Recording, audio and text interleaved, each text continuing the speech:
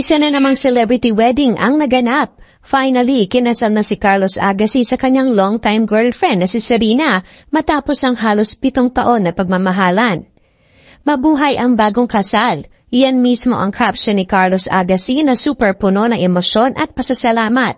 Sabi niya the most memorable day of his life daw ay yung moment na nakilala niya si Serena. At ngayon, fulfilled na kanyang pangarap, marrying his best friend, soulmate at partner in everything. Sobrang natouch si Carlos Agassi habang ikinakasal. Aminado siyang mas marami pa raw siyang iyak kaysa sa kanyang misis. Para kay Carlos Agassi, isang malaking blessing ang maikasal sa edad na 45. At ngayon, panibagong journey na naman ang kanyang haharapin bilang mister. Congratulations, Mr. and Mrs. Agassi. Love is truly sweeter when it's forever. Showbiz Ganap Logo.